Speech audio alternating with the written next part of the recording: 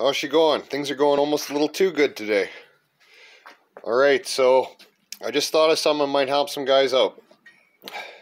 Die grinder. I bought this die grinder. It's awesome because it's long reach. If you're doing cylinder heads and stuff, this is what you want. But it's an air one, so you're going to need a fair bit of air for it.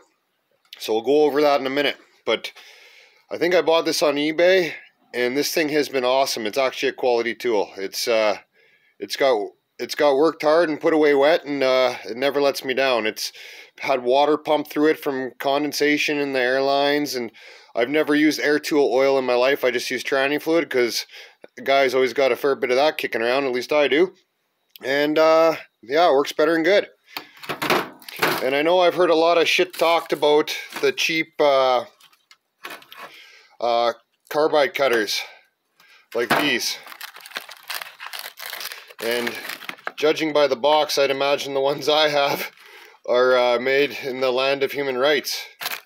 Well, the little bugger must have got his rat meat and rice that day, because these ones have held up awesome and they have seen a lot of work. So yeah, I have nothing bad to say, believe it or not, which is a big surprise. But yeah, they're awesome. But on to air. So I just got a 110 volt compressor. This little bastard up there, if you can see it. Anyhow, it's probably the most powerful a guy can have on 110 volt. I don't know, I think it's 3 horse or something like that. It's one of those real noisy little bastards. Even though it's an oil motor, it's a high RPM, deafening little bastard. But the tanks on it aren't very big. It's just got the 2 tanks on it. I think, yeah, together they're 5 gallon. So what a guy wants to do is go down to your local dump, go see the drunk that works at the front gate that stands in front of the sign that says no salvaging, and tell him, hey there, what would it take for me to get a couple of those propane tanks? And he'd say, take as many as you fucking want. So throw a couple of those bad boys in your truck, unscrew the valves out of them. They're going to stink like crazy. Someone might call the gas company because they're going to think there's the biggest gas leak they've ever smelled in their life. But that's the way she goes. I think it's mercaptan in the gas that makes it stink. So unscrew them. They're just pipe threads.